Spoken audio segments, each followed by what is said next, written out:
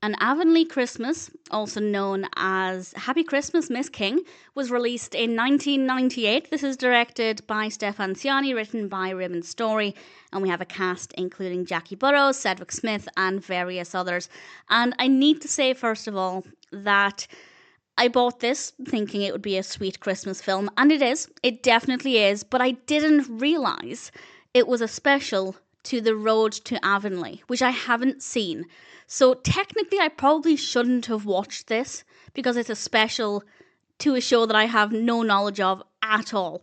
So that's worth bearing in mind as I discuss this. But I have nothing but praise for it, and it was still easy enough to follow. But obviously, it's worth bearing in mind that my opinion might be very different if I'd seen the TV show, and there will absolutely be things in this that meant nothing to me. So if I don't mention something that seems significant, it's probably because I didn't register that it was important, or it didn't register with me that it was something that was significant because I haven't seen the show. Basically, this review is pointless, but I've seen it, so I'm going to discuss it.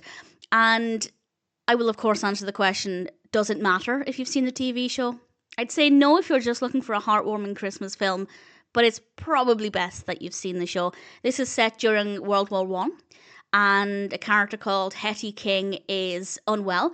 Obviously, I have no relationship with the character, so there wasn't that immediate emotional connection. But I still found that I got to know them reasonably well. I kind of got a good understanding of their personalities, and I cared enough for them, so that certainly worked well. They were likeable. The performances are very good, and the story is quite moving. We have obviously a character being unwell, that's always going to make it quite emotional. The Christmas aspect is heartwarming. Anything said, of course, during World War One as well is going to be full of a lot of different emotions, and I think they did a really great job there.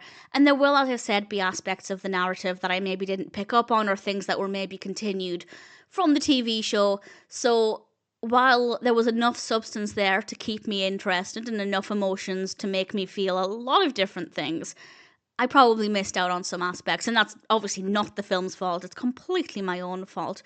But nevertheless, I enjoyed it. I thought it was a sweet narrative, gorgeous costumes, absolutely stunning. The set designs are great. We have some really beautiful snowy scenes. We have a nice green and red colour palette for a lot of the film. And I'm not sure if those are the usual colours for The Road to Avonlea or if they were specific to this. But certainly it felt quite festive, heartwarming, moving, emotional, a very well written story. As I said, I didn't have any initial emotional connections with the character, but it was quite easy to build that up over time, and in general, I found it to be a really enjoyable experience. So yes, I do recommend it. Even if you haven't seen the TV show, you can follow it, the emotions are great, visually it's stunning, the story is very well written. But obviously it's aimed at people who have seen the TV show, and I'd love to know in particular what you think of it if you are a fan of the show, and whether you thought this is the quality of the show. I'm not going to go and watch the show, at least not just now, never say never, but it's not my kind of TV show. I prefer this kind of thing in smaller doses, such as with films like this. Maybe one day though, and for now, I'm pleased to say that I don't mind the fact that I watched this. I'm glad I didn't know it was based on the TV show or a special from the TV show, because had I known that, I wouldn't have bought it.